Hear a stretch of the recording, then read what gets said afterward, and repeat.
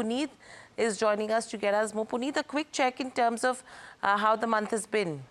Well, definitely. Thanks for that. So, Maruti Suzuki and Mahindra are one of the biggest winners in the passenger vehicle side. Now, do know that, in this particular time frame, compared to the same time last year, Diwali did fall in the month of November. So that's why the base here and the comparison is quite strong compared to the previous year. While on a month-on-month as well, because Diwali was between 28th and 3rd, the sales have been split. So it was expected to be a subdued month. There are some key surprises. One of them is, of course, Maruti Suzuki. They reported a 10% growth in numbers coming in at 1.81 lakh units versus estimates of about 1.77 lakh.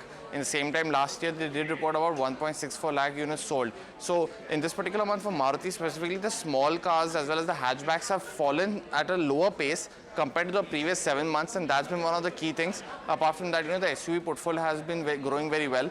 The other one's M&M, because it was expected to show 11% growth in sales. That's come out with a 16% growth in this particular time frame. So another key positive. Passenger vehicle sales also coming in at roughly 46,000 units versus 39,000 the same time last year, despite being Diwali in the base month as well. So a key positive there.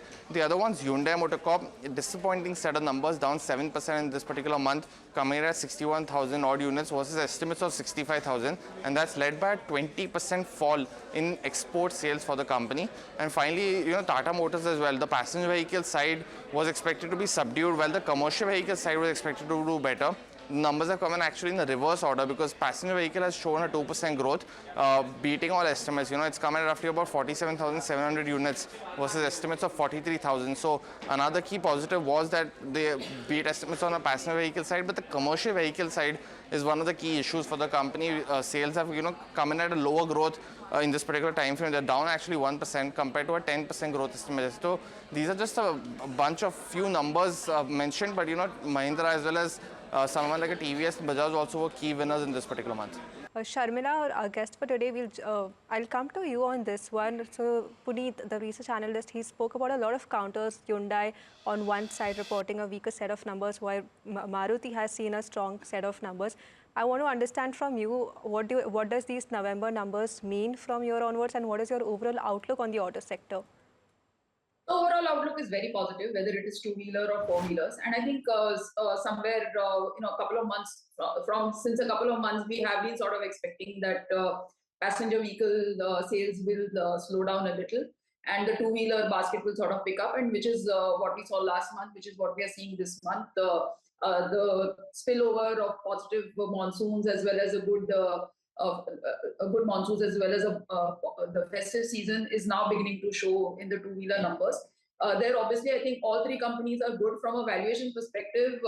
Probably Hero Motors looks better than TVS Motors and Bajaj Auto, because I think somewhere this good news is factored in the stock price that you're seeing right now. So I think all those three companies look good to my mind.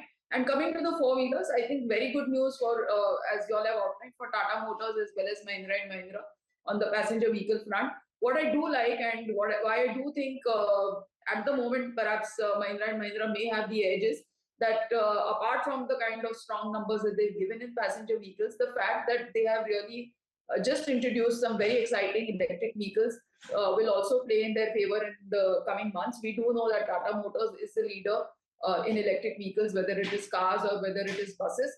But now Mahindra has sort of made an entry with some very good products. So let's see how that shapes up.